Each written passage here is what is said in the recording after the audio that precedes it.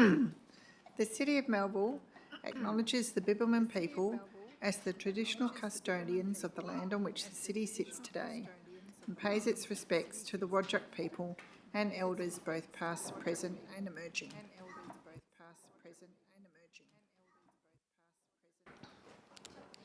Thank you. I draw your attention to the disclaimer on the screen. The affirmation of civic duty. The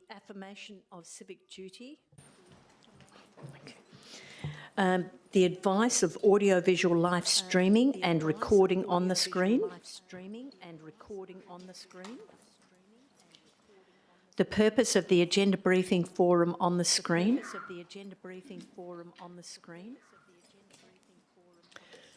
And to assist me with the smooth running of our meeting, if you plan on asking a question during public question time and you haven't already submitted your question to us in writing, it would be appreciated if you could complete a question form found on the table to your left and hand it to an officer prior to the commencement of public question time.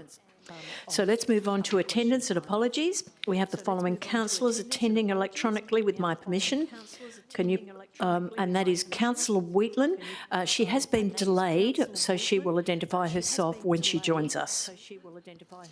So there are no councillors providing an apology or a leave of absence this evening. So we now move on to declarations by members.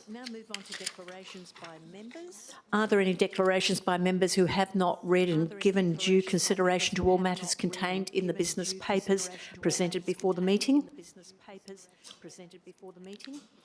Nil. Declarations by members who have received and not read the elected members' bulletin? Nil. So we're moving on to announcements by the presiding member, and we have approved deputations and written submissions. So tonight we have 3 deputations. They have been approved for tonight's meeting in relation to item UP 25/59, Local Planning Scheme 6 Review Petition Responses from Ms Horn of Ardross, Mr Drake and Ms Thompson of Burragoon, Ms Da Costa of Burragoon,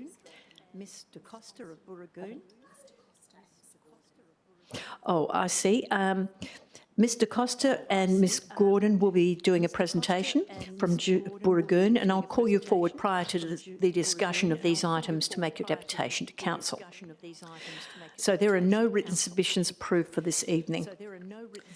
Item 5, disclosure of interest. Can the Head of Governance please advise if there are any disclosures of interest for this evening?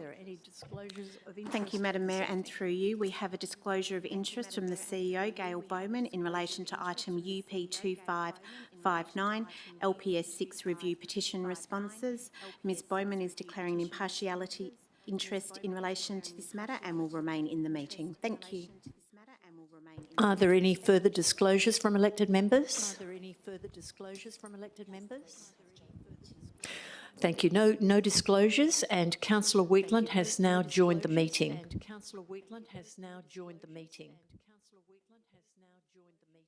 Hello, sorry I'm late. Thank you.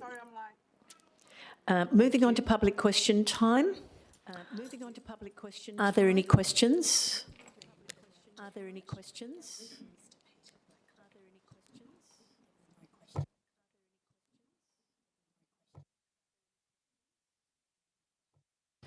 We have a question from Mr Blackley. Could you please come forward? Sorry, I need to open public question time, of course, and it's open at 6:35. Thank you. Please take the stand and turn your mic on.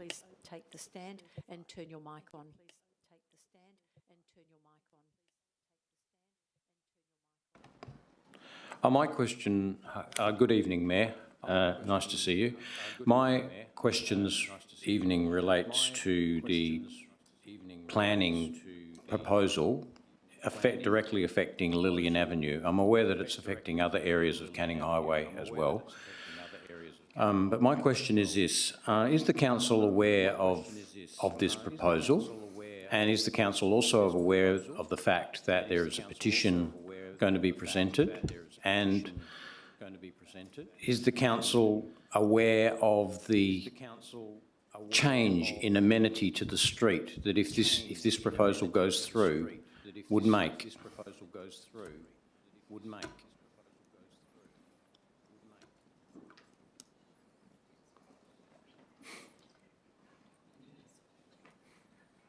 Mr Varellas, could you inform us about the process you've used so far?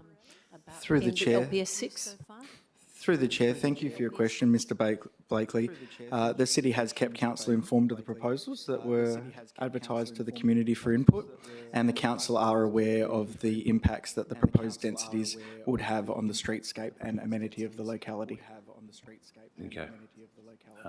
Thank you. Can you turn your microphone off? Thank you.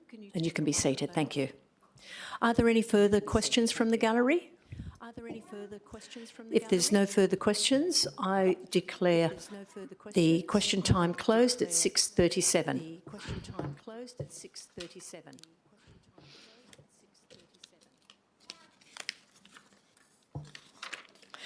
On to item 7, awards and presentations. This item will be dealt with at the ordinary meeting of council.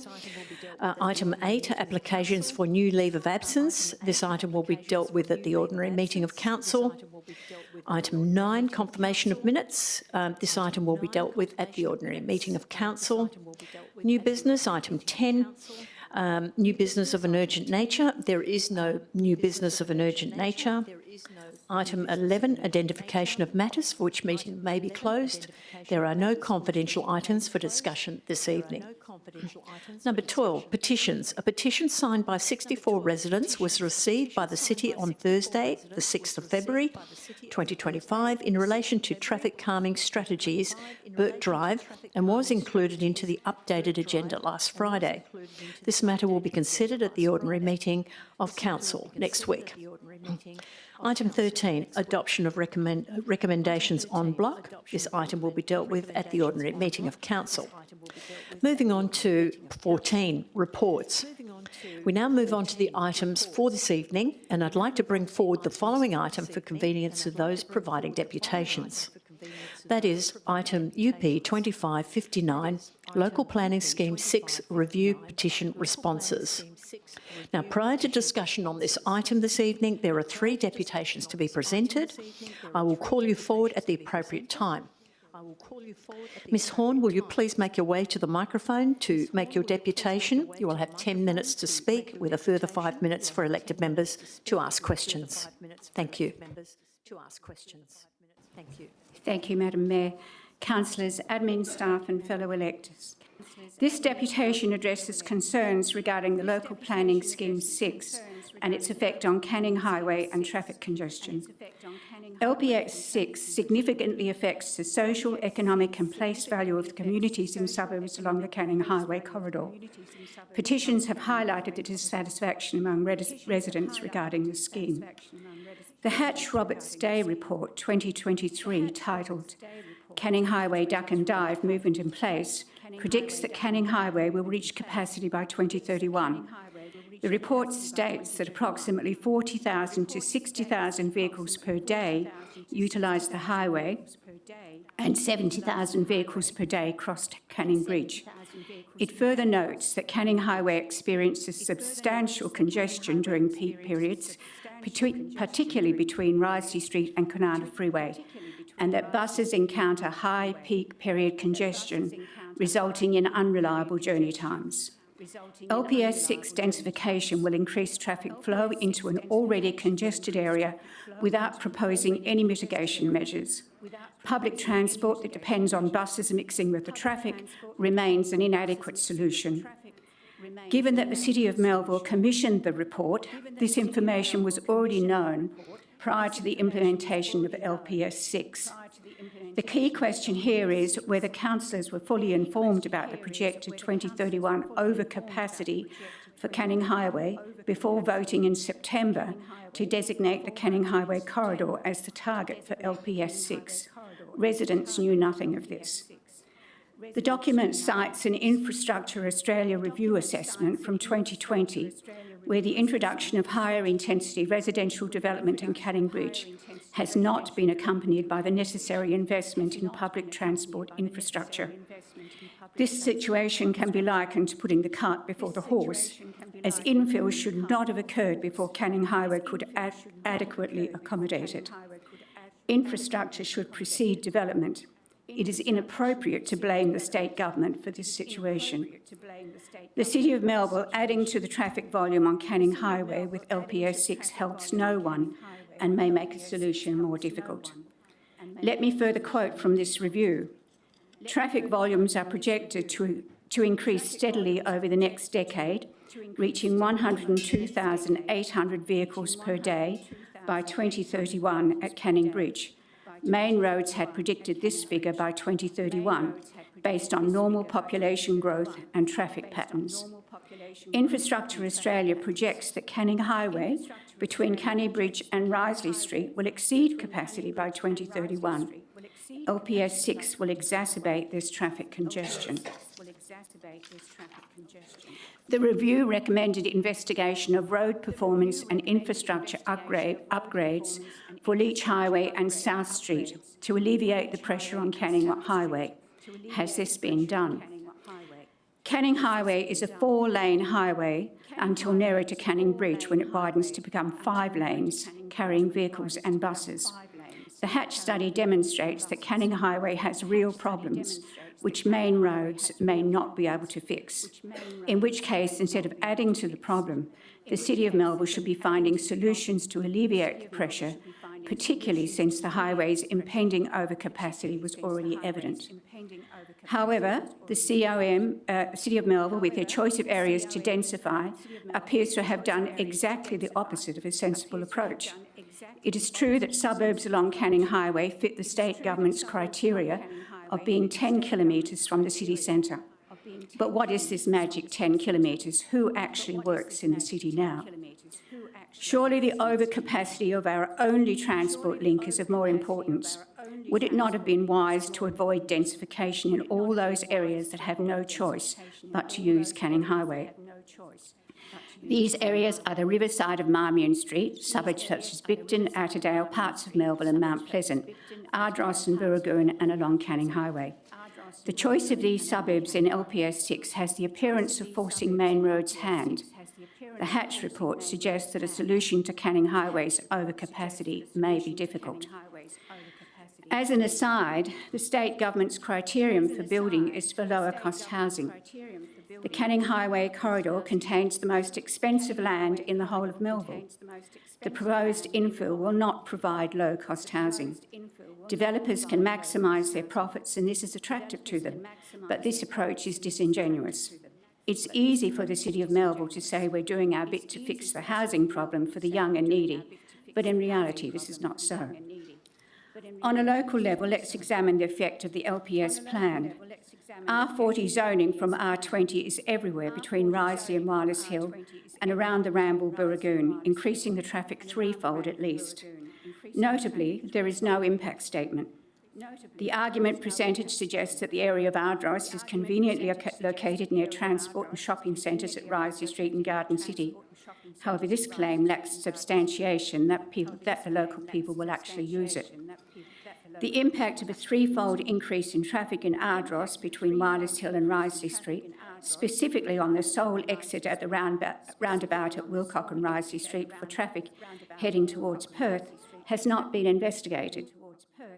Effects on the area near the Ramble have not been evaluated. Many of you supported both the conversion of the Scouts Baden-Powell Reserve to public open space and its heritage listing. Under LPS 6, Baden-Powell Reserve will be seriously affected.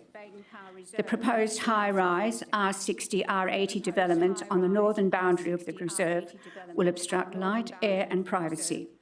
Additionally, the increase in traffic on Canning Highway will generate highway noise and pollution. Furthermore, traffic from the high-rise along Canning Highway will be diverted onto Collier Street, then onto Wilcox Street, past both Scout Hall entrances, joining the single exit on Risley Street if heading towards the city.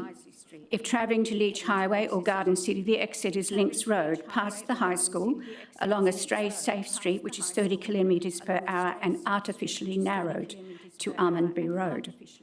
Exiting the area during peak hour and school pick-up and drop-off times is already challenging. What will the situation be like with a threefold increase in traffic and traffic from R60 and R80 buildings? Increased traffic on Canning Highway and resultant greenhouse gas emissions that contradict the COM's declaration of a climate emergency. Road traffic is also reduced.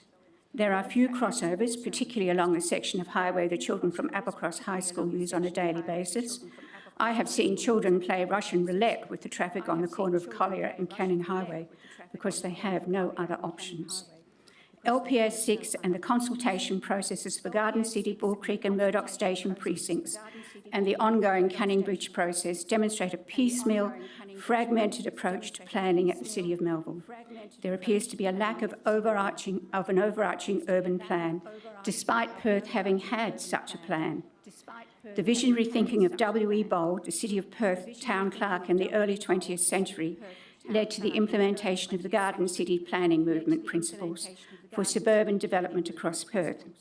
The surveyor and town planning team of Percy Hope and his brother-in-law Clem designed the curvilinear streets, parks, large blocks and inner reserves intended as playgrounds. However, under LPS 6, these blocks have now been rezoned to R40. Where are the pocket parks, the tree canopy and backyards for children to play? Where has the vision gone?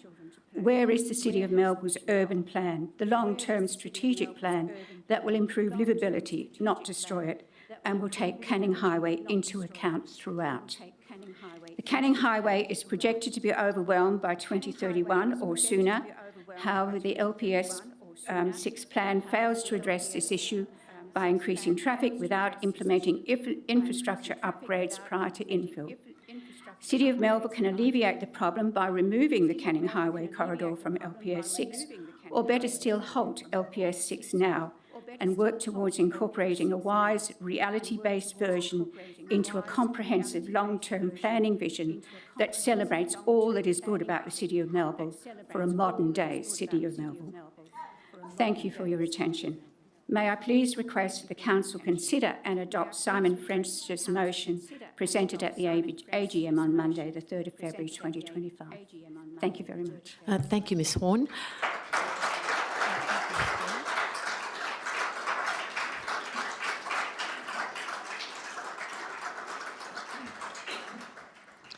Okay, are there any questions from elected members? You have 5 minutes. Councillor Fitzgerald. Thank you very much for your presentation. I was interested to hear that the assumption that you have, I guess, built into many of your objections is that there will be a threefold increase in traffic. Are you able to give us some insight into where that figure comes from? Is it simply taking the highest possible density that comes at R60 and assuming that that increases, I guess, number of residents linearly increases traffic, or how has that figure been worked out? Please use your microphone and keep that. your. Can I ask you to keep your response short within 2 minutes? Absolutely. Thank you. Partially that, but I'll give you an example. My ex-neighbours have had a large block that was split in half to 20, so they built a very big house on it. They had their whole family of grown-up children living in there with 6 cars. Now, they could accommodate 2 in the driveway, but the rest were out on the street. I have, the houses that are built are big. That's all I can say. Thank you. Is there another question from elected members? If there is no further questions, thank you very much, Ms Horn. If you please take your seat, and I'll call forward.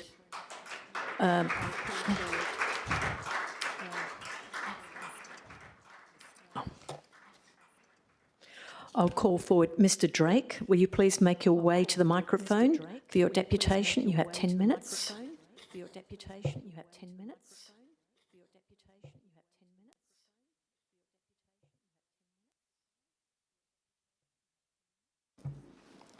Thank you, Madam Mayor, and good evening, everyone. My name is Martin Drake, and accompanying me is Kim Thompson, Kim will be available to answer any questions as well after the presentation. Thank you. So we're going to speak in relation to LPS 6 proposed changes, and specifically as they apply to the Burragoon West area. We acknowledge that this is a phase of the process. Sorry, can I have the slides up? Just the title for the moment, please. Thank you. We acknowledge this phase of the process is for the City to test ideas and seek feedback from residents. And before I begin, I want to thank the City officers who have met with us and answered questions and discussed our concerns in person.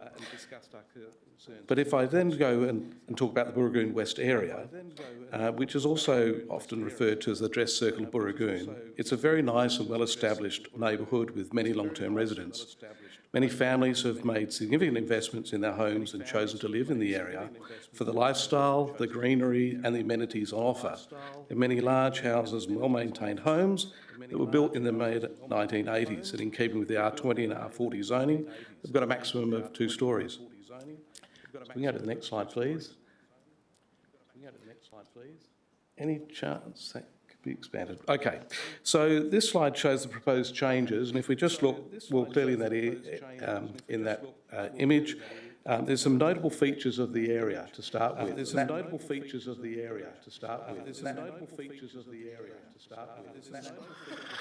Are they voices in my head, or is that? Thank you. It's an echo chamber. Okay, so there's some notable features about the area that I want to point out. See the circular, curved, winding road which connects all the other roads. That's Rintoul. Oh, sorry, that's the Ramble. The location in pink of the primary school, which the Ramble goes past. There's multiple cul-de-sacs and courts in that region. And on the right-hand side in the dark brown area, there's various strata properties located beside Davey Street, but actually only having access, or road access, onto the Ramble as well. So the changes that are proposed in the red and brown area will go to R100, which is 4-storey developments on every one of those blocks potentially. The orange area is to be rezoned, and those, by the way, are mostly R40 at the moment. The orange area is to go to R60, which provides a 3-storey development. So we know R100 is 4 stories, potentially possibly more, but generally 4 stories, and the remaining properties to be rezoned on white from R20 to R40. So that would allow, say, 3 dwellings on many of those blocks. So considering the huge uplift in buildings and the population density that could occur with these changes if they come to pass, it's clear that these changes, especially the R100 and the R60 zonings, would have a significantly detrimental impact on the area and its residents.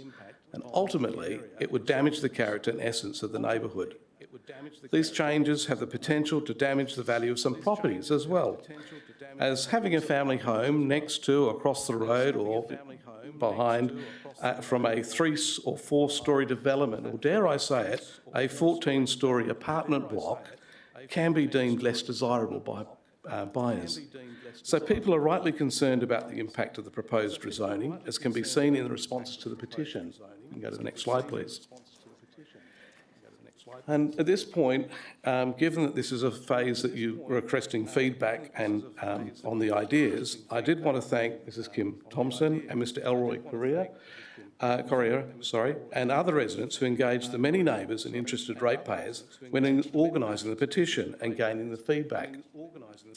The results speak for themselves, and in 1 week they door-knocked the streets of the area and talked to ratepayers, gathering over 500 signatures from residents who strongly opposed the proposed changes. It should be noted that the petitioners were not against all rezoning and suggested a more modest increase might be acceptable, again by limiting to 2-storey in height. But given the time constraints, we're unable to expand on all those issues listed there, and there's more that people have as concerns about this whole development or proposal. So I'll just touch on an obvious one, which is traffic. If we go to the next slide, please. Thank you. Now, I hope it's large enough for people to see. maybe on your laptops or whatever. But if the proposed rezoning is realised, there'll be significantly more vehicles, as the previous speaker had just spoken about, and they'll be travelling on the roads or parked on the roadsides, which multiplies the risks of collisions between drivers, cyclists and pedestrians. And it's especially acute around bends, and you've got a school there, near schools where the active kids come and go. Just think for a moment how the traffic will increase if houses are swapped for apartment buildings on all the coloured blocks in that diagram. The number of vehicle movements won't just double or treble, it will be far, far higher than that. I'm not going to give you numbers, town planners can give that advice. And one might optimistically dream that new residents to the area will not own or use motor vehicles just because they live within close proximity to a shopping centre. But I believe the evidence would show otherwise.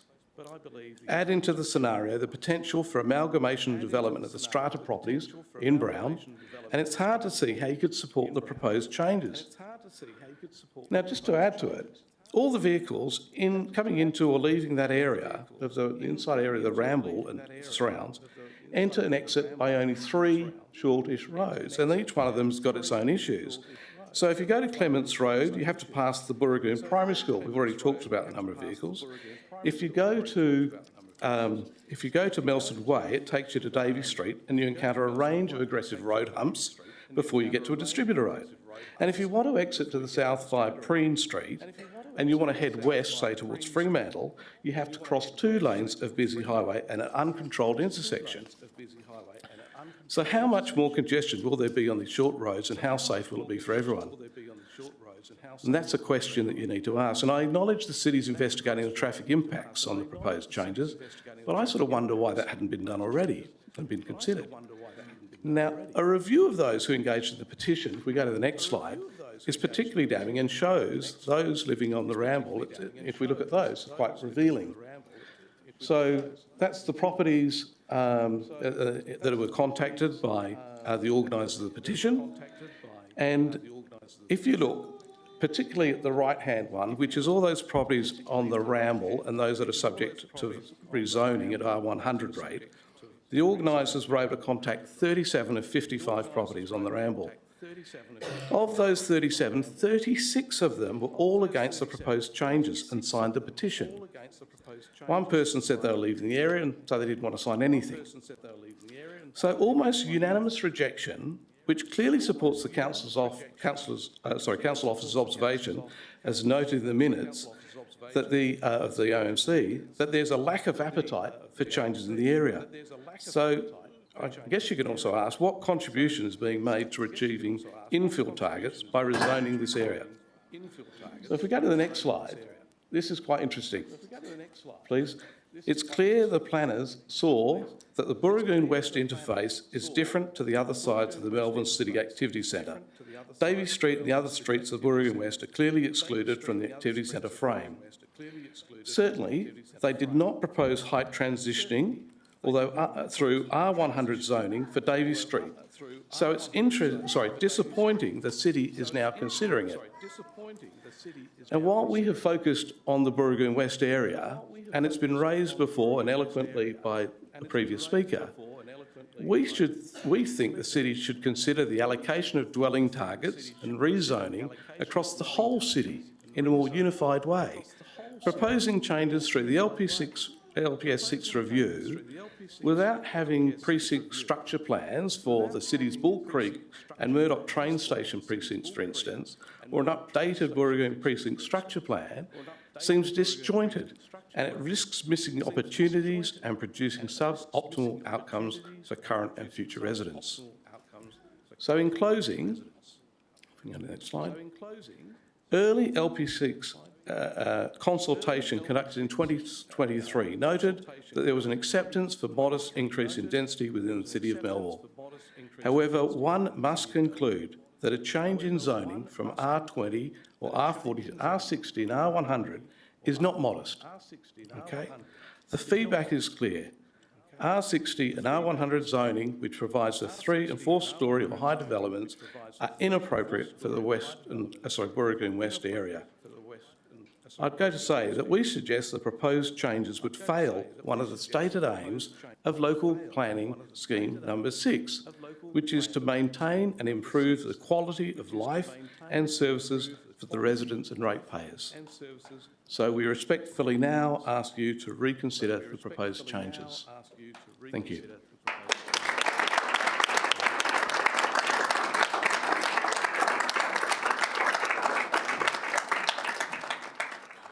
Thank you very much, Mr Drake. Are there any questions from councillors?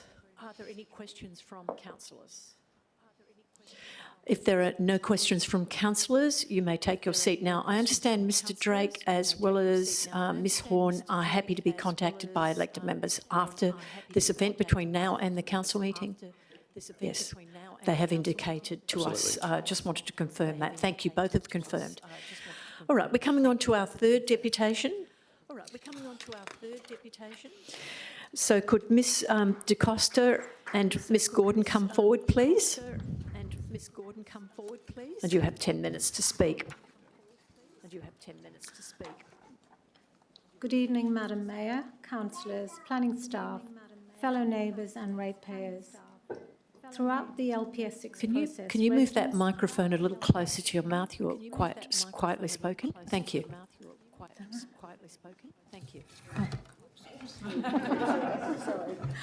Throughout the LPS 6 process, residents have been trying to understand the impact the proposed changes will have on our immediate and broader neighbourhood. What remains unclear is how the LPS 6 review fits with any overarching plans for the City of Melville. We understand change must happen, but would like to know more about how this concept has been developed and why it is being presented as a singular solution, where other avenues have clearly not been explored because of alleged constraints within the city's planning capabilities.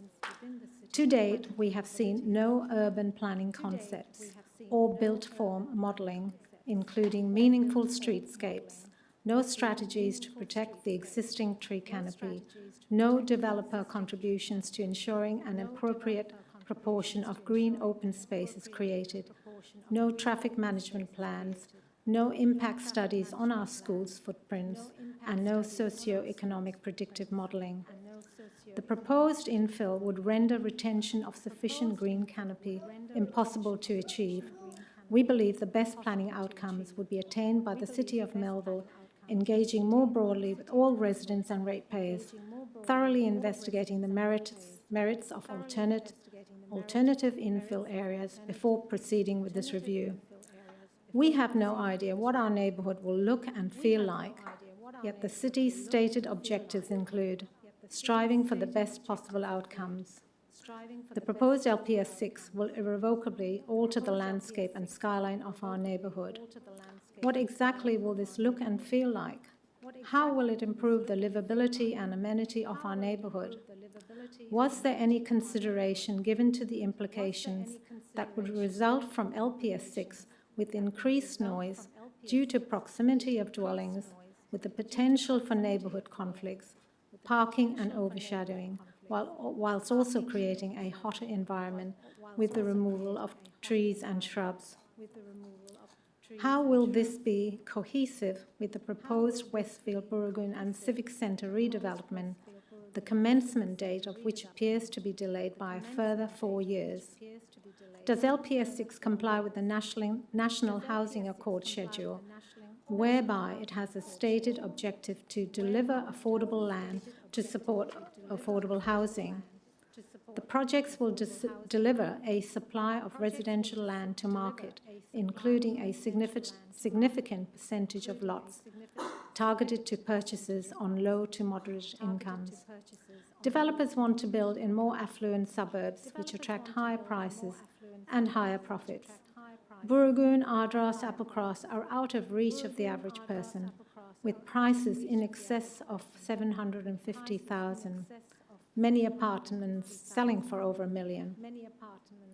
To support urban infill priorities, the government has adopted a definition which encompasses suburbs within a 10k radius of the Perth Central Business District or a 2-kilometre radius of existing and proposed metropolitan train stations. While the Applecross-Burgoyne-Ardross footprint falls in the 10K radius, there is a clear conflict when it comes to affordability and raises a question. Why was planning and development in the adjoining suburbs surrounding the Murdoch and Bull Creek train lines not considered a priority in line with the National Housing Accord implementation schedule? To those of us immediately engaged and affected by this, it feels like LPS 6 does not support the city's stated vision as a vibrant, sustainable and inclusive Melville. In fact, the opposite is true of what we have experienced to date, both in terms of a transparent and articulated urban plan and a stakeholder engagement process which abides by the city's own policy. We respect this is a complex piece of planning. However, our findings suggest it appears to be created in a piecemeal fashion with no overall strategy nor connectivity with other parts of the city. Given our findings and questions, we request that the full council adopt Simon French's motions that were presented at the AGM held on Monday, 3rd February. This is a watershed moment in the City of Melville's future development, and we request the city and its planners take an entirely new approach and, if required, employ appropriate resources to supplement the planning department to explore and solve this challenge to the benefit of all. In closing, we would like to say that we love our neighbourhood and living in the City of Melville for all the benefits it currently offers, yet it now feels many of the benefits are under threat and potentially permanently lost simply to hit poorly conceived infill targets. Thank you for listening. A special thanks to my immediate neighbours who have assisted in the preparation of this deputation and with whom I'm happy to share my neighbourhood with.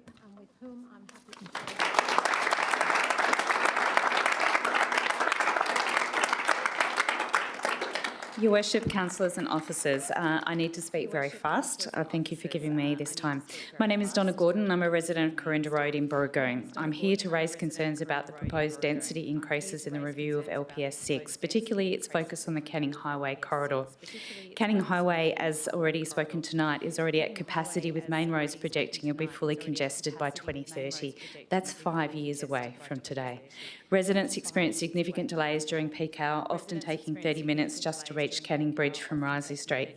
Despite this, there has been no traffic management assessment in the original strategy, nor has a precinct plan been considered for Canning Bridge Station or its feeder roads. In contrast, Murdoch and Bull Creek stations were excluded from similar density planning due to transport constraints. Why was this logic not applied to Canning Highway? LPS 6 does not address school capacity.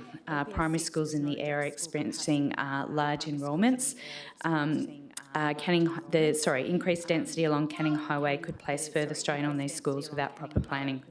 Additionally, LPS 6 seems to prioritise developer interests over the community's needs.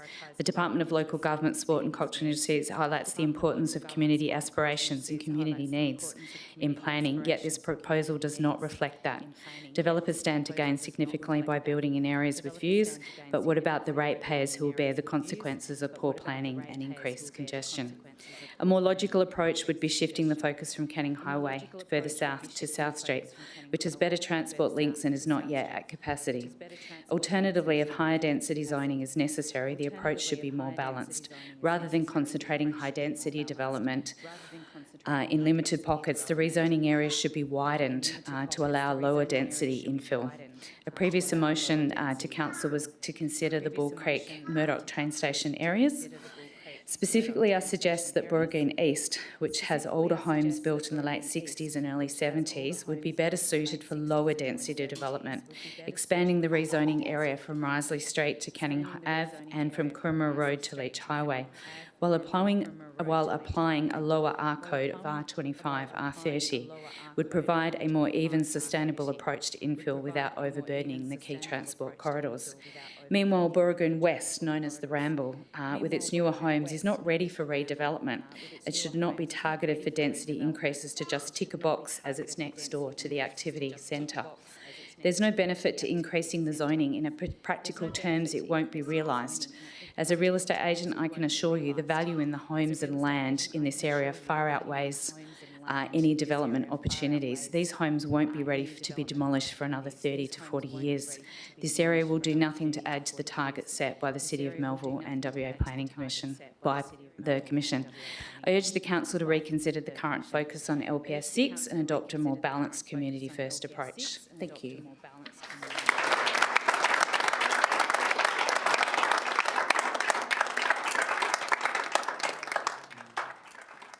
Thank you very much. Are there any questions from our elected members to the two deputies?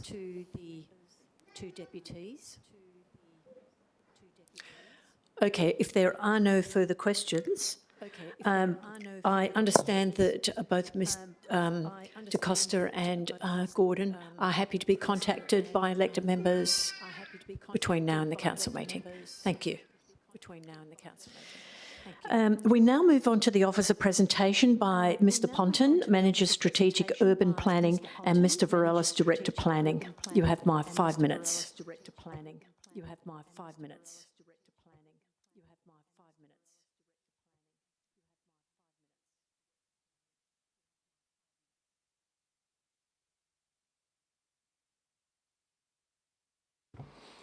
Thank you, Madam Mayor.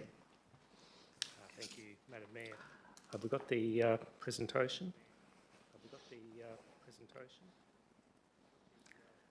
Thank you. So in terms of the process, I'll just provide a brief overview. We're required under state legislation to review the local planning scheme. In view of some of the questions tonight, I regret not having a slide showing our local planning strategy. There is an overarching strategy behind the ongoing reviews of local planning schemes. Similarly, a composite map, which I think Council has received recently, showing the existing and proposed allocation of density across the city. It paints a more clearer picture of which areas are carrying the load in terms of density. But back to the presentation. The review process that we're in at the moment comprises two distinct stages. Stage one is preliminary works. This included the reported review back in 2021 and the recent community engagement on the preliminary proposals. These stage one assessments are still ongoing. There are many matters still under investigation, including traffic modelling, which has been mentioned tonight, similarly infrastructure capacity, and a range of other items raised through the feedback. Stage two is the formal statutory review process. This will involve the identification and then advertising of the proposed draft changes to the scheme. And this stage includes a further, more comprehensive community engagement phase and a series of decision-making steps by Council and the state government. Just to reiterate, we're still in stage one at this stage. Next slide, please. So the recent preliminary engagement was a voluntary step undertaken by Council. It wasn't required to do it under legislation. The purpose of the preliminary engagement was largely to get a better understanding of what are the key issues in the community, what are the concerns and what are the opportunities. The focus was on qualitative data and identifying these high-level key concerns and themes. The preliminary engagement also sought to identify areas or items where the community was seeking changes, and we have had feedback in certain pockets where some good initiatives and ideas have come forward. So by engaging early, the feedback received to date and the ongoing investigations will better inform the decision making on draft proposals.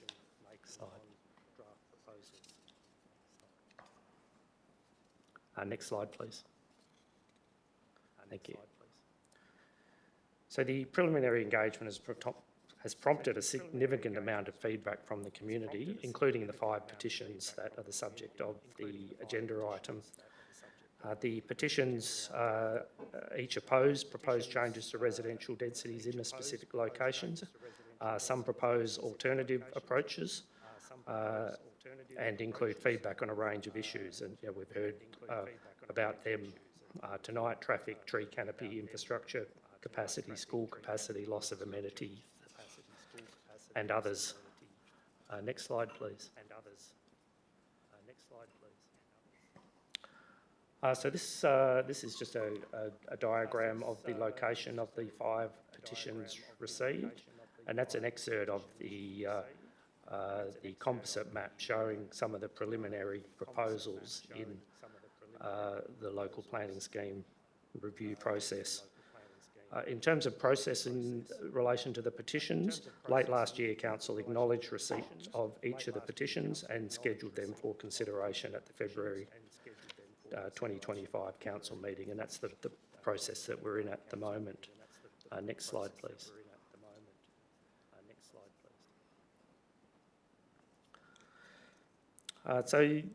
Just to reiterate, the petitions have provided very valuable feedback on the preliminary proposals. The points raised in the submissions identify valid town planning considerations. The issues raised and the suggested changes to proposals do, however, require further investigation and examination of possible options and alternatives. Some of the issues raised, such as traffic congestion and infrastructure capacity, are part of the scheduled actions already in the scheme review program. These studies are either about to commence or ongoing. The results of these investigations will respond to the concerns raised and assist future decision making. In terms of the work done to date, the work has been done in association with wider infrastructure capacity understanding. The next stage will fine-tune that data and assess the specific proposals against that more localised data. Next steps include workshopping of these issues with councillors, and that will commence in the coming months, with an opportunity for decisions on the preliminary proposals towards the end of the year. So in summary, the feedback received is welcomed. It has assisted our understanding of the issues and concerns. We are still evaluating these submissions, including the requests covered by the 5 petitions, and we're undertaking further studies to ensure that any decisions on possible changes are well informed. So the recommendations on the screen, in summary, it is that the petitions at this stage be noted, that it also be noted that the issues and requests associated with the proposals, including those raised in the petitions, are subject to further ongoing investigations, and as mentioned, this will allow informed decision making by the end of the year. Last slide, please.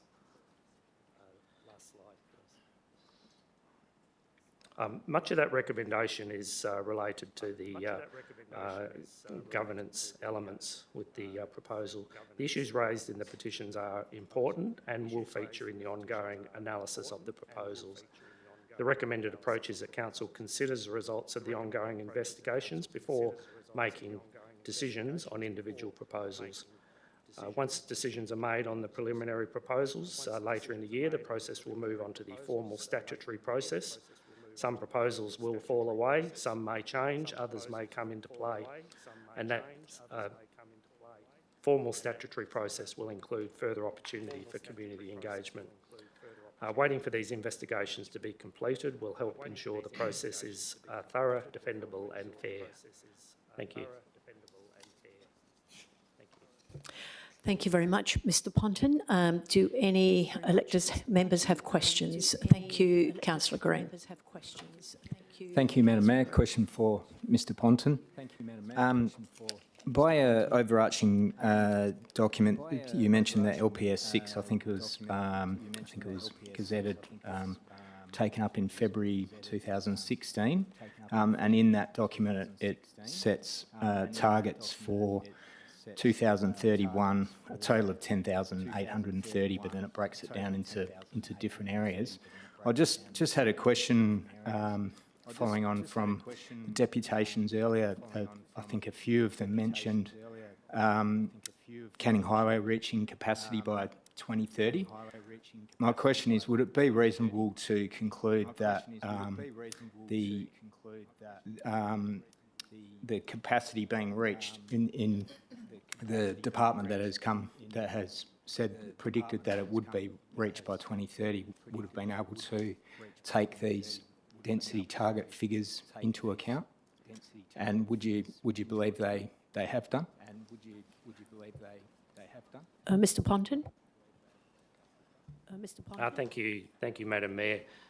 The work we're doing at the moment in terms of traffic capacity and how that relates to where density is proposed, I suppose, throughout the city, that will inform those next steps.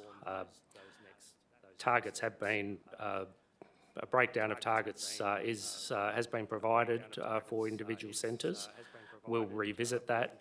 We'll look at capacity of roads. We'll look at capacity of infrastructure, and weigh that up against the strategic merit of density on public transport routes, but clearly be informed by what's going to work and what's not going to work.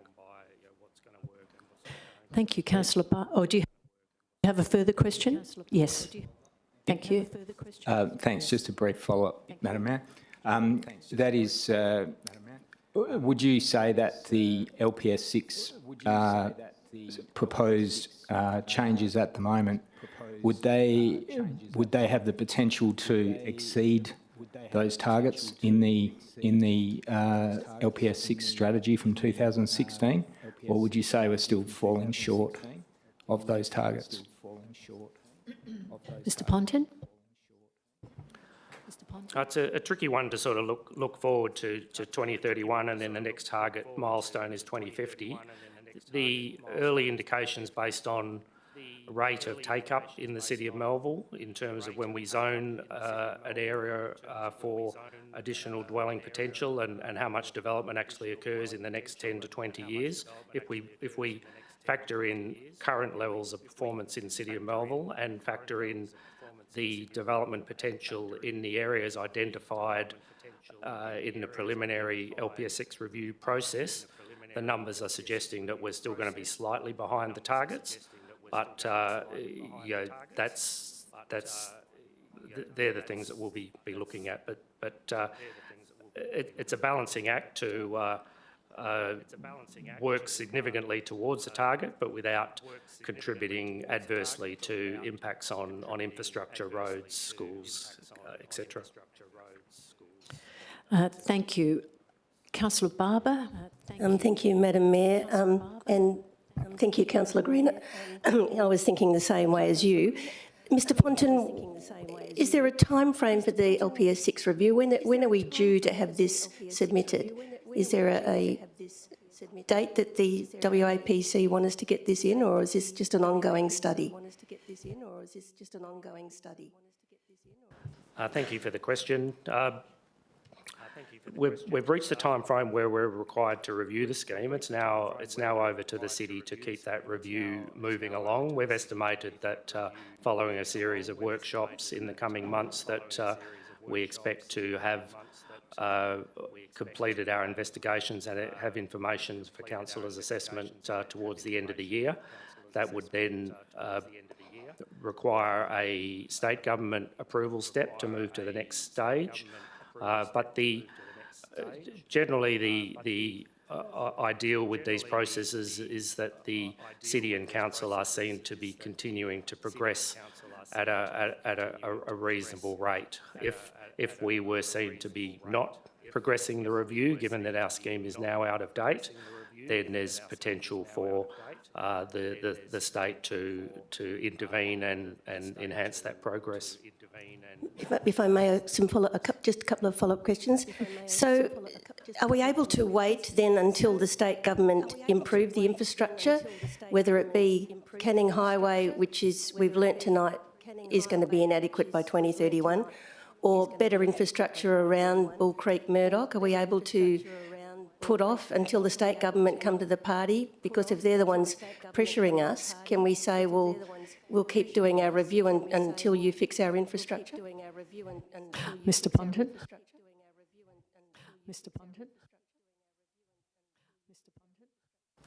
Thank you for the question. The recommended strategy perhaps would be to advocate for those things in parallel and put forward a strategy that perhaps that the city's not prepared to allow changes to proceed until such time as those necessary corresponding improvements are in place. Advocate for that would perhaps be a better strategy than doing nothing. If you do nothing, the risk is the state will complete the review for you. Sorry, just one last quick one. Ms Da Costa mentioned in her deputation the Australian Housing Accord Affordable Housing Report. Have we taken that into account? Because it does seem where we're looking to densify is not going to be affordable. Mr. Ponton. Thank you again for the question. Yes, it is one of the objectives in the review to respond to the achievement of diversity in housing and affordability in housing. We're I guess, grappling with that dilemma at the moment with housing crises and construction cost crises, how we do that. As I say, the composite map that I referred to earlier does highlight that we are exploring density across the city, not just in Canning Highway or Riverside locations. We've identified a number of investigation areas around the rail stations to explore in the future. There's also a range of incentives that we can explore and link to the zoning system to ensure that we get a certain proportion of affordable housing or diversity in housing. So there's a number of levers that can be looked at, and we expect that we'll be looking at that much more closely in the coming months. Thank you. Thank you. Councillor Lee. Thank you. Councillor Lee. Thank you, Madam Mayor. Thank you. From what I gather from the three presenters just now, they want a reassurance from us that whatever they have been petitioning, it would not go ahead anyway, because we keep saying we're doing additional investigations and we're going to understand and listen. But I think the other problem is they want to shift the problem to another suburb. So how do you tackle that? Is this like we are shifting the new set of problems to Murdoch, Bull Creek or South Street? So this is like, hey, you move the problem away and at the same time we can have some peace. But they are not going to, it's beyond our control to decide for them. Thank you. Mr. Ponton.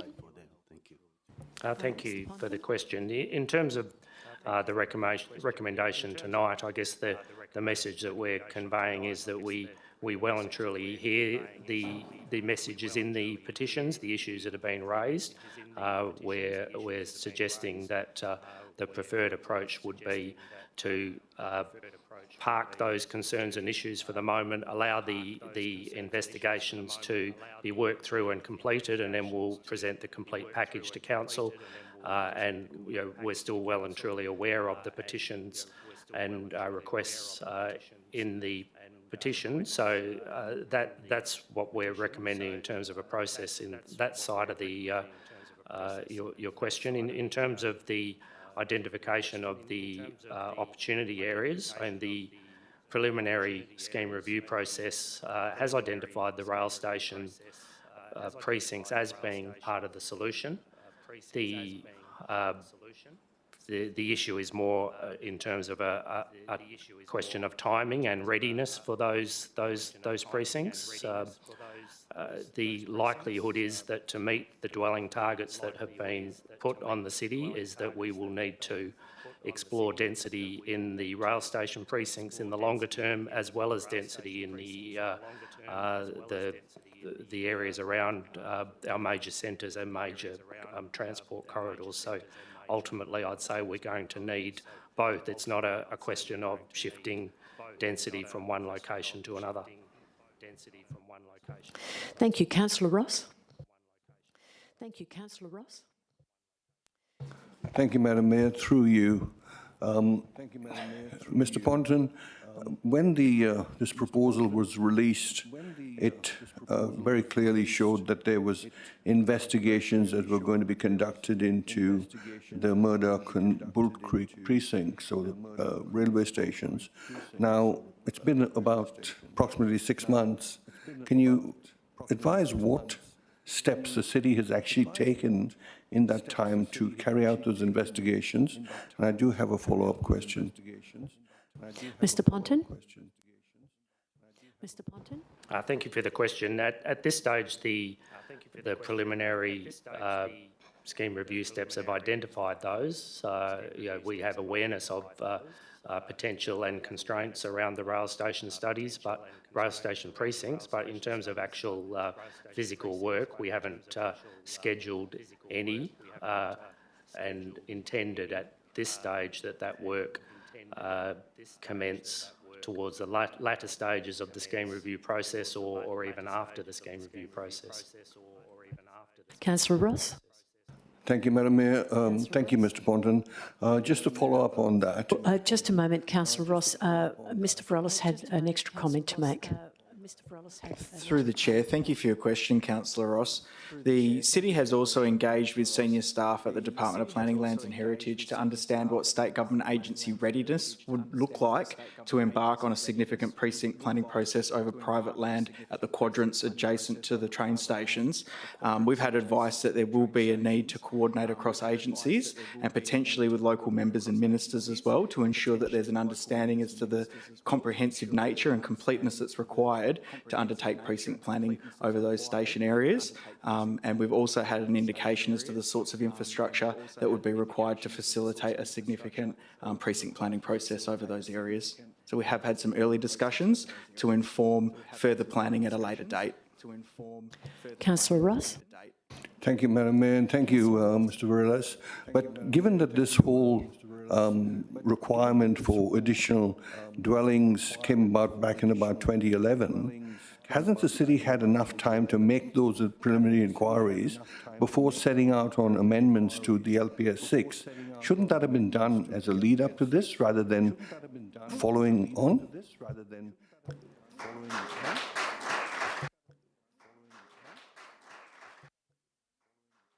Mr. Varellis? Through the chair, thank you for your follow-up question, Councillor Ross. The planning system has a number of layers, and it works through precinct planning processes, which are their own process for preparation, and there's also scheme review processes. So there have been some comments this evening around completeness of the city's strategic planning processes, with the LPS 6 review occurring and with precinct plans occurring over other areas. That's a reflection of the planning system, which works on a layered process, as I outlined earlier. And the city has had conversations and progressed significant plans for station precincts, namely Canning Bridge, and it's also looking at other areas such as Burragoon, and it has had progressed previously areas such as Cardinia. So some comments made that areas are being done in isolation aren't necessarily correct, because there are other processes afoot or processes that have occurred that have allowed for development parameters and frameworks to be established in other centres. With Murdoch and Bull Creek, for Murdoch, there has been some historic planning for Murdoch at the Murdoch Knowledge and Health Precinct. There have been significant apartment developments approved in that area for build to rent that we're understanding will be imminent in construction either this or next financial year. So there has been some planning done on those areas, but the broad scale precinct plans for the 4 quadrants haven't yet been progressed in any detail and require significant agency alignment to progress those. They have been identified, as we stated in the Local Planning Scheme 6 review, for further investigation, but that hasn't yet occurred. Okay, and final question, Councillor Ross. Thank you, Madam Mayor, and thank you again, Mr. Varellis. My last question is that, and as we all well know, every person's house is their castle. When someone proposes changes, it causes a lot of angst and distress. Now, in this particular case, changes have been proposed. We're now told that not a lot of work has been done, preliminary work has been done on it, and we are putting forward the recommendation to keep everyone in limbo till at least December, to the end of this year. Do you think that's fair? to the end of this year. Do you think that's fair? Mr. Varela? Through the chair, that's not a question to be answered. Thank you. Thank you very much. Moving on to Councillor Fitzgerald. And Madam Mayor, Councillor Redinger had her hand up. Yes, I do know she is on the list. Thank you. Yes, I do know she is. Thank you, Madam Mayor. Through you, just to take up that issue of planning around Murdoch, there's been a degree of concern that we're looking at densification, particularly along the Canning Highway transport corridor, but areas, particularly around Murdoch and Bull Creek train station, have not been sort of singled out for density. And there's a perception, certainly, and it's come through in a couple of the presentations, that it's sort of a limitation on our planning capacity or resource capacity within the organisation that's sort of holding that up. I wonder if you could speak to that specifically. Certainly, my understanding is, as I think the Director just mentioned, there's a 24-storey, 217-unit development that has been approved at Lot 120, immediately adjacent Murdoch train station, that was approved not 6 months ago. So my understanding is that the current planning framework, particularly around the Murdoch Specialist Activity Centre, already allows for much more significant density than is being proposed in any of these other areas. And so is it the case that, well, we've just put that on the back burner because we don't have capacity, or are we just talking about some fundamentally different situations where there are already approvals for much more significant density going up in those areas? Mr. Ponton? Thank you for the question. As Mr. Varela mentioned earlier, there is a number of approvals in play in the Murdoch mixed-use precincts. There's multiple layers of planning that are in place across the Murdoch Health and Knowledge precinct. There's a wider strategic structure plan, and then there's a local precinct plan which is guiding development. And yes, the development potential in that quadrant where the hospitals are is there in place and ready to go. It's the residential quadrants on the other three sides that are more challenging, and has been mentioned tonight, the hesitation, I suppose, in commencing detailed planning that work in that area is not necessarily related to resourcing. I mean, it would upset project scheduling and would need to be factored in, but you know, it's a project that in time we would be able to look at. The key hesitation is readiness of the state agencies that would need to work together to deliver significant changes in infrastructure and road network in those precincts, and it's a readiness, I suppose, of the market itself to support development in that location. It's clearly a very important strategic location to accommodate large amounts of residential density moving forward, but there's these issues of readiness that we need to work through. Thank you. Councillor Edinger. Thank you, Madam Mayor. I have two questions, if that's okay. First up, I'd just like to speak to your current comments, Mr. Ponton. Surely the rezoning that is being proposed for Canning Highway and Burgoon and Ardross will require the city to liaise with departments and state authorities, because there will be increased traffic movements, there'll be increased sewerage, there'll be increased electricity requirements. Are these not the same requirements of the other areas? Thank you. Mr. Ponton? Oh, yes, thank you for the question. Those preliminary liaisons are occurring. All of the planning that we're doing to date is in keeping with wider regional planning under existing sub-central region planning strategies where all of that work has been done. We're not going outside the parameters of infrastructure capacity, school capacity, etc., as stipulated in those wider strategies. The next step, once council's firmed up which of the proposals are likely to proceed, which aren't, what changes are to occur, we then move to a much more detailed level of investigation. And then when we move into the formal statutory phase, all of those agents you mentioned are part of the engagement process, and they'll be obliged to report back on any issues in terms of capacity issues with all of the infrastructure, whether it be schools, power, water, gas, telecommunications. All of those agencies are required to be involved in the scheme review process, down to the last detail. Thank you. Councillor Edinger, your second question. Thank you, Madam Mayor. My question relates to the metrics that the city used to determine where the rezoning would go as indicated.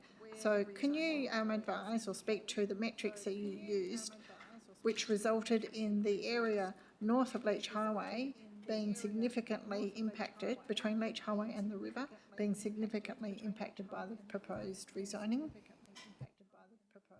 Mr Ponton. Yes, sorry, between Leach Highway and The river, the whole of the north, between Leach Highway up to Canning Highway, all that rezoning, how did you work it out? Why did you say, let's rezone the Ramble? I know it's close to Burragoon, but there must have been some sort of formal metrics that you were looking at. Along Canning Highway, why did you choose to do all of those ones? Why did you choose to rezone significantly in Palmyra? What was the driver behind each of those areas? And if you can't answer now, I'm happy to receive it in writing. Thank you. Yeah, it's probably something I can follow up in more detail, but as I mentioned at the start of the presentation, and given some of the discussion in the deputations,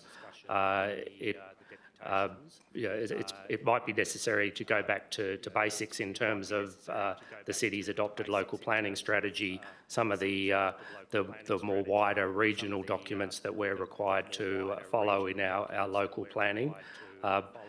It's a matter of drilling down between those higher level state planning documents through to the city's wider planning strategy document through to the scheme itself. But in terms of the selection of the proposals that are in the current preliminary local planning scheme review process, they follow all of those guidelines. We have picked on strategic locations around major centres, and there's areas south of Leach Highway as well that have been identified. We've recently completed a major upcoding exercise in relation to the Cardinia structure plan. As I say, the other item that I wish I had a map of tonight was that composite map that we've shared. It shows that it isn't necessarily the riverside areas, Canning Highway, taking the load. Those areas are taking a lot of the load, but when you look at it graphically, there is quite a distribution across the city. Some of it comes back to that issue of readiness and financial realities and construction cost realities, and that's an unfortunate thing when we're working towards targets. We need to identify areas where there is some prospect of dwellings being delivered to meet a target, and unfortunately it all boils down to these state government targets. If we fail to meet these targets, then this process that we're going through now in conjunction with the community will be a very different process. It will be a process dictated by others. So we're having to identify some areas where there is this readiness for development. But as I say, equally, when you look more widely at a map of changes, recent changes across LPS 6, the load is actually being reasonably shared. Thank you. I think Councillor Edinger has one more question. Thank you. This will be my final question. Cardinia was actually pushed by private owner of the shopping centre. That's why that work was actually initiated.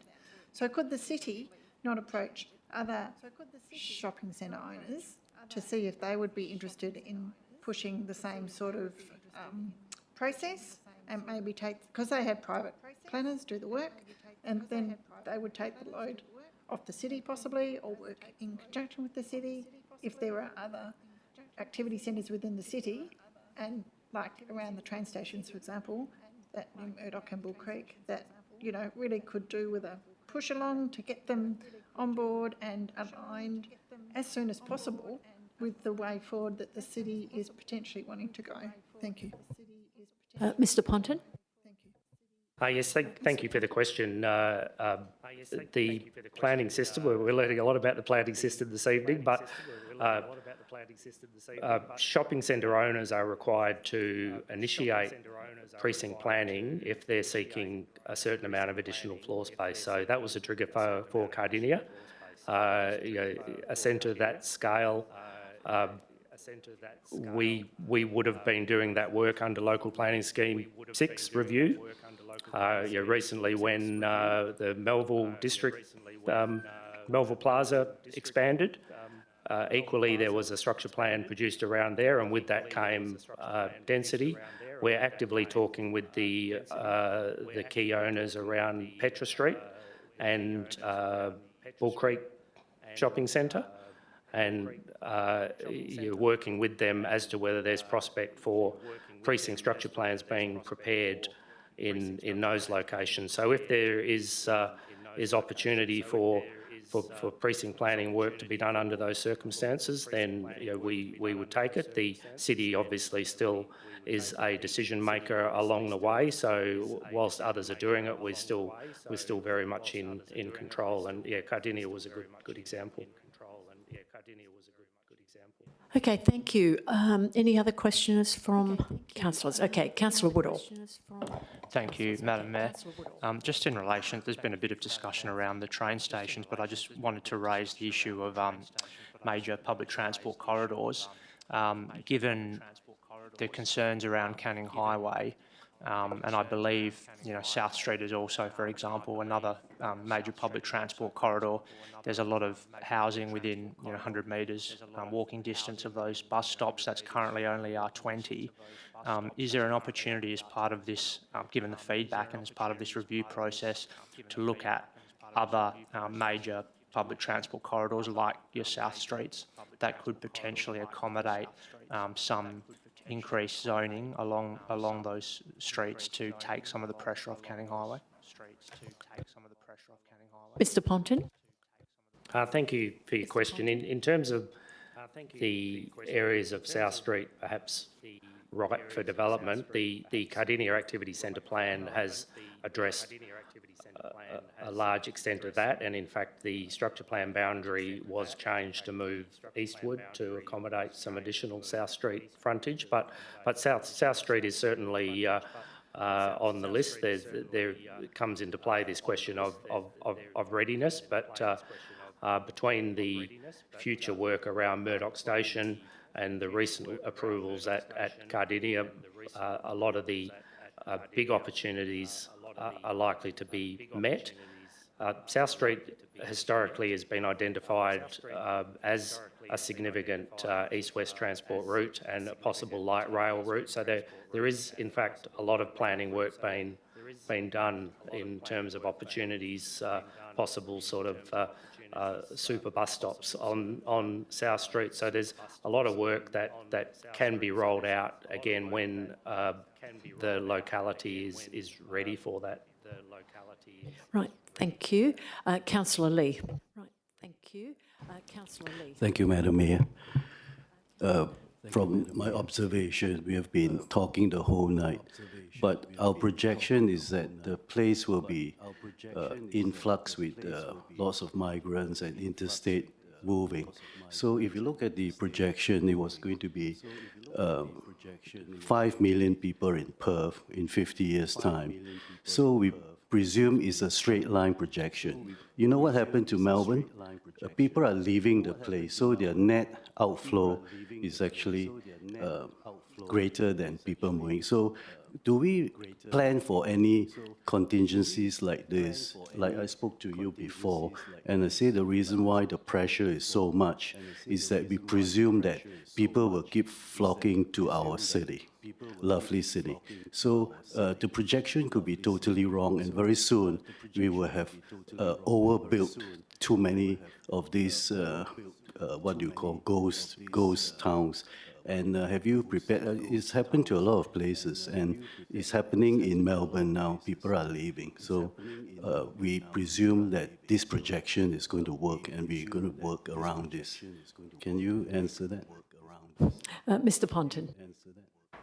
Thank you for the question. I guess one of the beauties of the planning system is that everything comes up for regular review. If as I think we've highlighted on a number of occasions, we're tracking at about 50% of the required rate to meet our dwelling targets, so hence the need to explore some additional opportunities. If all of a sudden there was a construction boom and circumstances changed and we were tracking either on track or above track towards those targets, then yeah, I'd probably be here suggesting that we pull back in terms of some of these levers and controls. So that's the beauty. We'll be here again in 10 years' time to review LPS 6 or 7, and if things have got out of hand, if centres are growing too much, if there's too much congestion on Canning Highway, South Street, whatever, we can look at that and pull the controls back. Thank you. Are there any further questions from elected members? I have a question pertaining to the agenda. Under consequences, I was interested to note that if the council could choose to exclude one or more of the petition areas at this point in time, however, to do so would have unintended consequences for the review process. And you've got a couple of examples there. I'll read them in the event that others don't have it to read. In the balance, item 1, balancing the city's infill mandate, the city would be required to consider alternative areas for density increase, which may not be as closely aligned to the city's local planning strategy or the state government planning strategy. And point 2, the outright exclusion of areas in strategic locations could require the state government to review areas and may request modifications. Can you please elaborate on that, please? Thank you for the question. I guess in point 1 under consequence, the areas that we've identified for the preliminary proposals, as I say, we've linked those to potential dwelling yield and progress towards targets. If areas were to fall away, then we would need to explore new areas, and arguably they may not be as strategically located as other areas, or as we've been talking a lot tonight, they might not be as ready to contribute to the targets as other areas. In terms of point 2, that's the point that if decisions aren't being made by the local government, or if the process stalls, then the state government may intervene and direct changes to be made. I guess the key point we're making tonight is in terms of a process. We're not suggesting that areas be added or subtracted at this point in time. We're suggesting that allow the investigations to be completed, allow the workshops that are scheduled in the coming months to take place, and then make the decisions with the full knowledge of the issues and opportunities that are coming through on the petitions. By doing it earlier, then some of these consequences might detract from the process and come into play. All right, thank you very much. I think all elected members have asked the questions they want to. Do you have another one, Councillor Edinger? I actually have a question for governance about the item, because on page, I don't know what page it is, page 79, petition 3, they've renamed it from Canterbury Avenue to Cunningham Street, but it was referenced in the September OMC minutes as Collier Street to Conan Road. Conan Road? I don't know how you say it. But then further down in the report, there's actually a reference, and it's back to Collier Street to Conan Road. So I'm just wondering, which is it? Thank you. Ms Newman, Head of Governance. Through you, Madam Mayor, the petition actually had 2 pages to it, and each page referred to a different set of streets. So that was brought to our attention through the planning team when they were writing the report. Thank you. Right, thank you very much, Mr Ponton. We have finished with that item. We're now going to bring forward the item numbers C25, 241, 2024-25 mid-year budget review.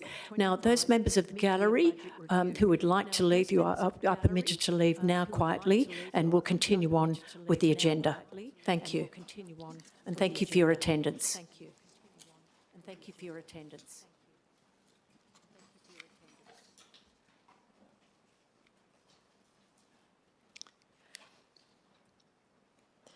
Now, on this particular item and the financial items that proceed, Mr Tuffin is very happy to take questions from elected members on any of those items. So I'm just going to call those items, and if you wish to ask a question, please raise your hand or indicate so we know that you want us to pause and take questions. All right, we're, as I said, item C25, 241, 2024-25 mid-year budget review. Are there any questions from the elected members? If there are no questions, let's move on to item C25, 233, investment statements for November. Any questions? All right, I'll just go through the numbers. C25, 234, investment statements for December. C25, 235, schedule of accounts paid for November. C25, 236, schedule of accounts paid for December. C25, 237, statements of financial activity for November. C25, 238, statements of financial activity for December. Item C25, 239, Common Seal, February. Oh, Ms Newman will answer any of those questions. All right, C25, 240, variation of previous item concerning sale of properties under LGA for unpaid rates. That's back to Mr Tuffin. And item CD 2539, City of Melville Hall of Fame. Ms Pickering is available for questions, and we do have an item later. Yes, Councillor Spanbrook. Thanks very much, Madam Mayor. I do have a question for Director Pickering, which is with regard to the Hall of Fame Director, can you please just give a brief exactly what Councillor Lee is proposing, as I'm a little bit confused with it, with regard to the Hall of Fame being just City of Melville residents, or is it everyone? If you can just explain a bit more. Thank you. Thank you, Ms Pickering. Thank you, and through you, Madam Mayor, probably Councillor Lee is best to explain, but I think the main purpose of the Hall of Fame in Councillor Lee's proposal is that it's more of a global recognition of people who have achieved great things through the arts, film, sport, humanities, science, and it's related, the main objective or the main benefit to the city and alignment with the council plan is in terms of tourism and economic development. So it's quite different to the city's existing awards programs, which I'll get into when I do the presentation later. It's really around generating vibrancy and interest in the city of Melville as people who have achieved a certain level are recognised and celebrated by an event, and then possibly by a plaque or a display that then becomes a Hall of Fame within the city of Melville.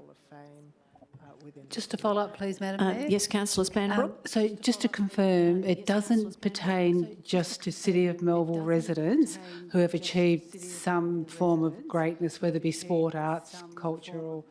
So it's anyone within Australia or out internationally? All right, thank you. Ms Pickering? No, I want to answer that. Ms Pickering? Is that all right? To answer that. Well, it's a council decision, so it won't be necessarily your interpretation. Does the council wish to hear from Councillor Lee? But it won't necessarily be his idea that is adopted. The council may change it. So if the council's happy to hear, it may not be what ends up. The decision may end up being different, if I can say this. I'm happy for Councillor Lee to speak if other people are, seeing as it's Happy to hear what idea. Councillor Lee has to say? Okay, Councillor Lee.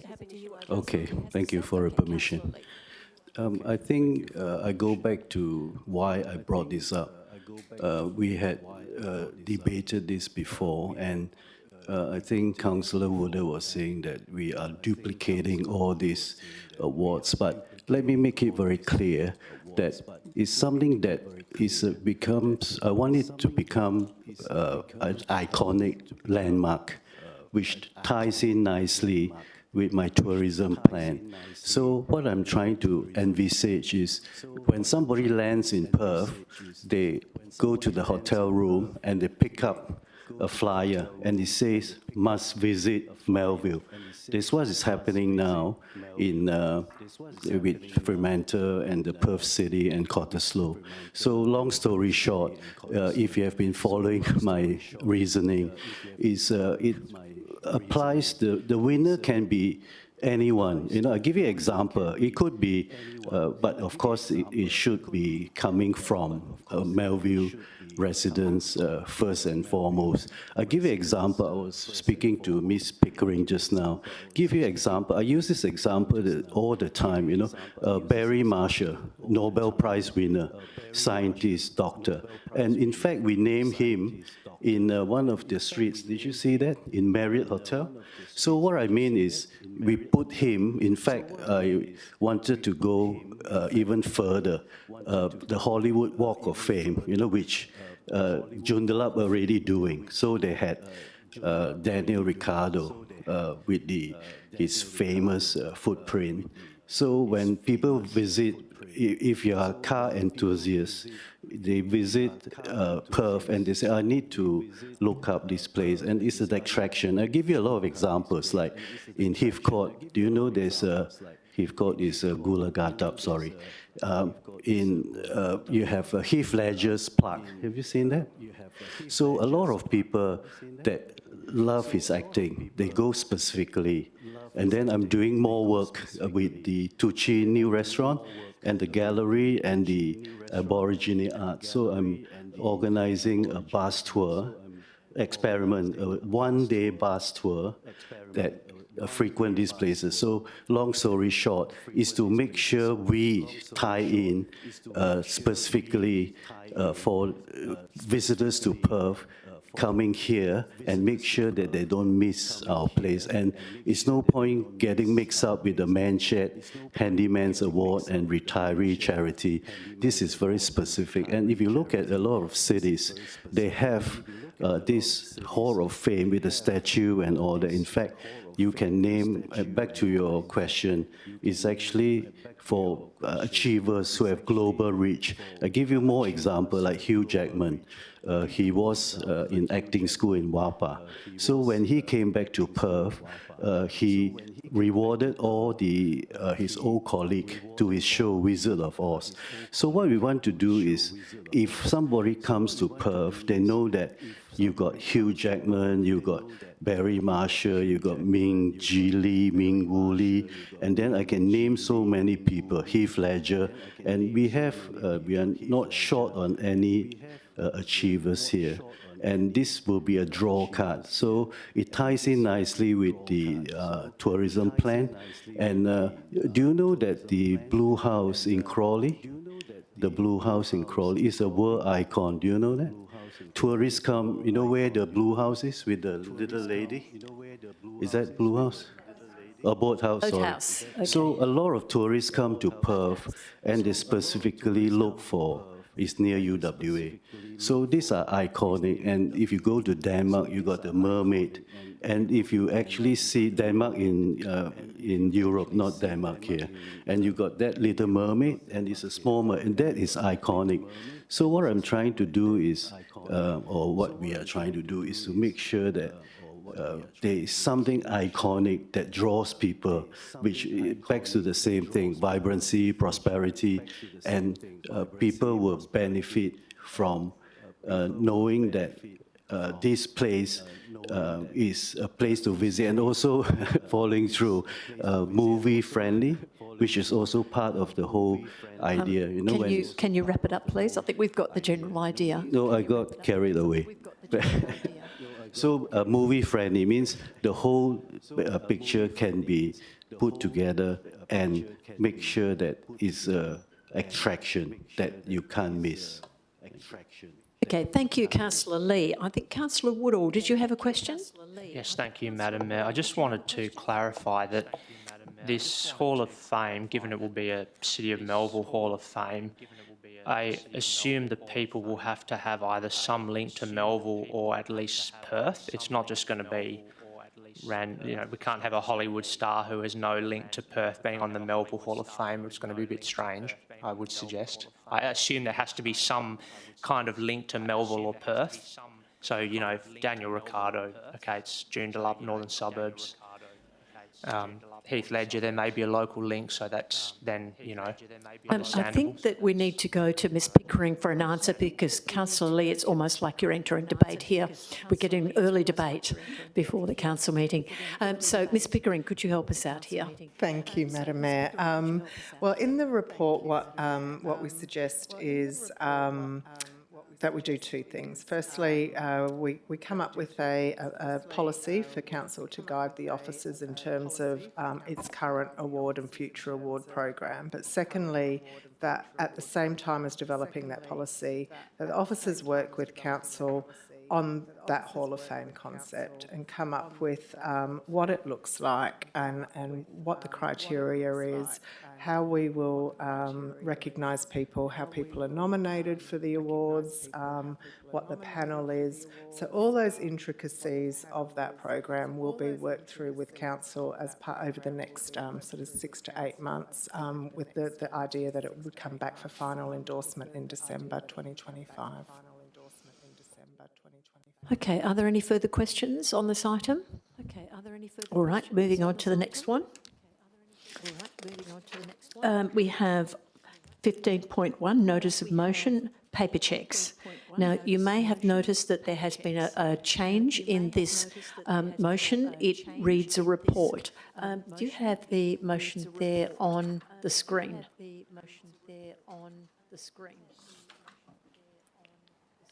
So just take a moment to read it, please.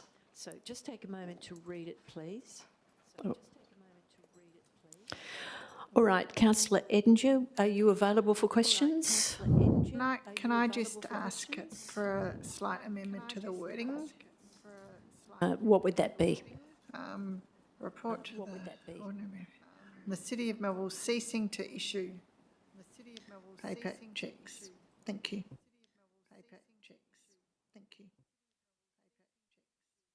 Right, thank you. Are there any questions for Councillor Edinger? Thank you, Madam Mayor. Actually, Councillor Edinger may know the answer to this. Do you know how many people use, or businesses and people in total, or residents, use paper cheques? I don't know the exact figures, but nationwide it's about 0.02% of transactions these days, of financial transactions. Can I follow up with maybe Mr Tuffin, Director Tuffin may know? Thank you, Councillor. Last financial year, we issued 39 cheques totalling $13,799. Year to date, we've issued 26 cheques to the total of $6,500. We don't make any payments to suppliers. The payments are made through the age-friendly program in relation to reimbursement, or the grants program, sorry. May I follow up, please, to Mr Tuffin? Yes, Councillor Spanbrook. Yeah, thank you. Is it quite an onerous process for the for administration to process these cheques if we continued with them? Thank you. I do not believe so. It's an automated process. I understand the Australian government has a cheque transition plan that looks to phase out cheques being issued by the 30th of June, ceasing acceptance of cheques by the 30th of September 2029. One last question, Thank Councillor Span. So, for people to be issued with a chequebook, you used to have to pay a stamp duty for each per cheque. Is that still the case? So the reason I'm asking this, so if we decide this motion is supported and we stop it, then people have obviously paid for cheques, and what are they going to do with them? Thank you. Mr Tuffin? I'd have to investigate that a little further. I've asked for any sort of associated costs. To date, I've been advised that in cheque we cancel. There's a $5 fee on that. Last year, we cancelled 2 cheques, so $10, plus the time to generate the cheques. I also understand we have a large stock of blank cheques, that we haven't replaced that stock in the last 7 years, and there's quite a large stockpile in the strong room. All right, Councillor Lee. It's not a question. If you read the news, you know that all the banks have stopped printing the checks, so the problem will resolve itself. There's no more new checks issued. So what people are using are those that, no, they have stopped it. Okay, No, Councillor, yeah, thank you. Councillor Green. Yeah, this could. I'm not sure who this would be for, but I'm just wondering: is this decision is it necessary for it to be a council decision, or would our policies and procedures I guess I'll put it to Director Tuffin. Is it your understanding that this is something that you could just do without the approval of council? Can I give you a bit of background before Mr Tuffin answers? I actually did have a conversation with Mr Tuffin, did I not? Yes, asking him when the city was going to cease, because I've been asking this question for a long time now, and he actually said, I'm waiting for a motion. That's why this motion has been put forward by myself. I'll take that as a yes, it is a council decision. Mr Tuffin, would you like to clarify that, please? I'm not sure I quite said that. I said it could be changed through a motion of council, that I hadn't received any direction to change the current system, and that I further understood that it was part of the age-friendly assistance fund to provide alternative payment methods. And the feedback I had that was the preferred payment method for a number of clients. I further understand we have about approximately 298 applications per year through that fund, and through that we had a total of 39 cheques out of the 298 applications for that funding. Thank you. Are there any further questions? Councillor Woodall. Are there any further questions? Thank you, Madam Mayor. Given it's pretty small number, and there are inconveniences and inefficiencies with using cheques given the current available payment methods, is there an opportunity to educate and help those people transition away from cheques? Given I think by all accounts, the statistics indicate that society as a whole has moved away from checks a number of years ago. Is there a process to help those sort of last few remaining people transition to another system? Ms Pickering? Thank you for your question, Councillor Woodall. Yes, the community development team have been aware of the federal government's desire to phase out checks and have a education plan that they'll be implementing for our aged population in readiness for that time in 2029, not just for the recipients of the city's payments by cheques, but in general as well. Thank you. Councillor Spanbrook? Thank you. As the city prides itself on being inclusive, wouldn't it also be, acceptable for us to be inclusive of all forms of payment? Because is that a debate or is that a question? That sounds like a debate rather than a question. No, I did just say I just raised the question. Wouldn't it be suitable to be inclusive of all people who use these forms of payment? Okay, thank you. That sounds a bit like a rhetorical question. So let's move on to... Isn't it acceptable? Well, it's a rhetorical question. Thank you. So any further other real questions, can I say? Okay, well, let's move on. 16, motions without previous notice. There are no motions without previous notice for this evening. And 17, matters for which the meeting was closed to the public. There were no matters for consideration behind closed doors this evening. 18, decisions made while meeting was closed to the public is not applicable. And 19, closure. Prior to closing the meeting, I would like to remind the Council of the following late items to be included in the agenda this Friday, 14th of February. CD 2540, Financial Advocacy Priorities for the Advocacy Strategy 2025 to 2029, and E2560, Purchase of Electricity for the City of Melville Contestable Sites. Okay, thank you very much. I now declare this meeting... Oh, hang on. For the purposes of the meeting, Councillor Wheatland did leave the meeting through being unwell, and she did notify us that she had left the meeting, so I need to just mention that before we close. So if there's no further business, I now declare the meeting closed at 8:17.